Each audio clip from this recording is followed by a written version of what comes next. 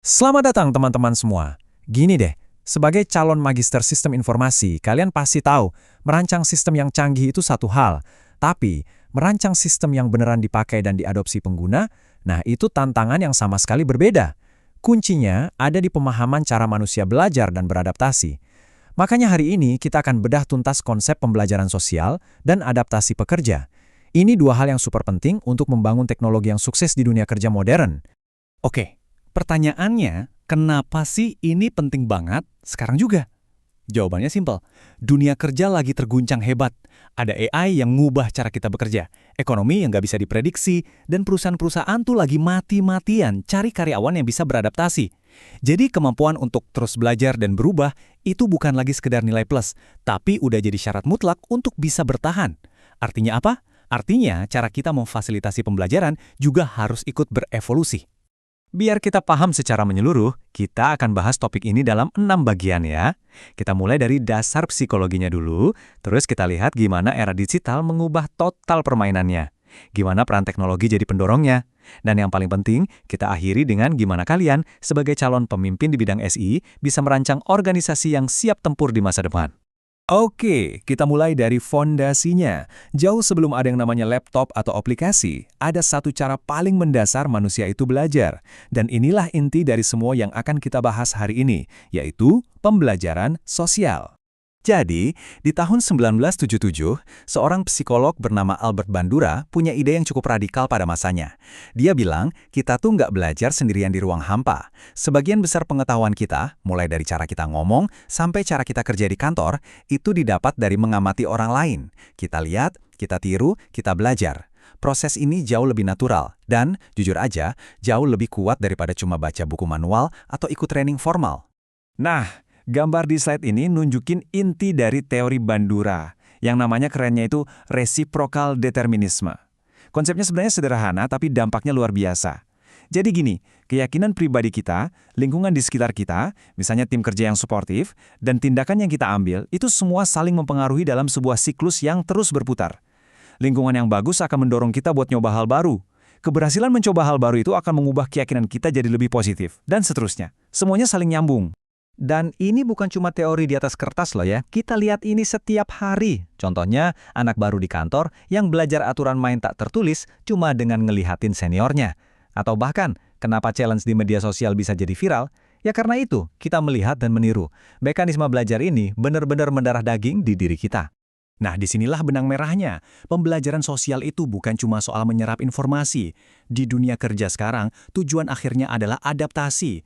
Kemampuan seseorang untuk secara konstan menyesuaikan keahlian, pola pikir, dan perilakunya untuk merespon perubahan, atau yang dalam penelitian sering disebut sebagai individual adaptive performance, itulah hasil akhir yang kita semua kejar.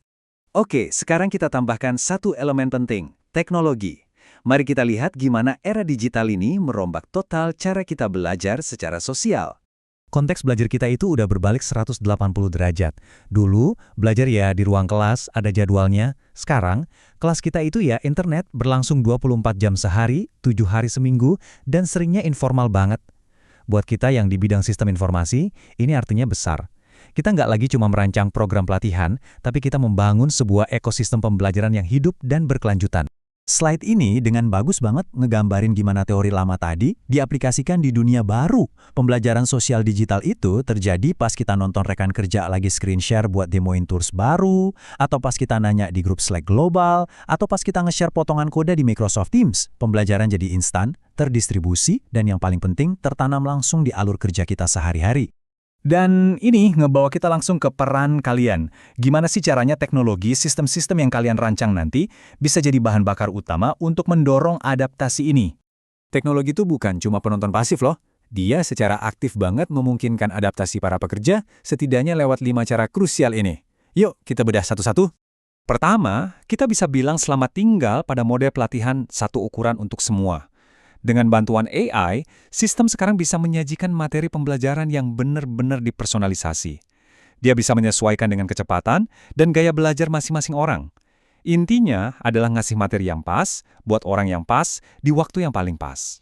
Kedua, teknologi bisa jadi semacam radar buat mendeteksi kesenjangan keterampilan. Sistem yang canggih bisa memetakan skill apa aja yang udah ada di tim, terus ngebandingin sama kebutuhan proyek di masa depan, dan secara proaktif ngasih rekomendasi pelatihan buat nutupin celah itu sebelum jadi masalah besar. Ketiga, ini pergeseran yang fundamental. Kita pindah dari fokus ke jabatan menjadi fokus ke keterampilan. Platform-platform manajemen talenta modern ngebantu perusahaan ngelihat karyawannya bukan lagi sebagai manajer pemasaran, tapi sebagai seorang individu dengan kumpulan skill seperti analisis data, SEO, dan manajemen kampanye. Ini bikin pembentukan tim jadi jauh lebih fleksibel dan gesit. Keempat, soal otomatisasi. Gini, setiap tugas repetitif yang bisa diambil alih sama mesin itu adalah sebuah kemenangan buat manusia. Kenapa? Karena ini membebaskan waktu dan energi mental kita buat fokus ke hal-hal yang beneran butuh kreativitas, pemikiran kritis, dan inovasi. Hal-hal yang setidaknya untuk saat ini AI belum bisa gantikan. Dan yang kelima, ini mungkin yang paling mengubah segalanya. Belajar itu bukan lagi sebuah acara yang terpisah. Teknologi memungkinkan kita untuk menanamkan potongan-potongan kecil pembelajaran atau panduan langsung ke dalam alur kerja. Lagi butuh bantuan, sistemnya langsung nawarin. Belajar jadi bagian dari bekerja, bukan gangguan dari pekerjaan. Oke, setelah kita paham semua peran teknologi ini, pertanyaannya jadi lebih besar nih. Gimana caranya kita merancang keseluruhan organisasi supaya jadi benar-benar gesit dan adaptif? Jadi, goalnya itu bukan cuma beli satu kali software baru, tujuannya adalah membangun sebuah ekosistem pembelajaran yang utuh. Coba bayangin ini kayak sebuah kebun.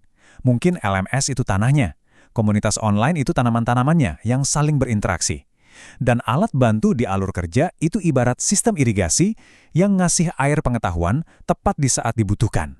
Dan kutipan ini seolah-olah menegaskan kembali poin utama kita, kembali lagi ke teori Bandura. Pada akhirnya, adaptasi digital itu sifatnya menular.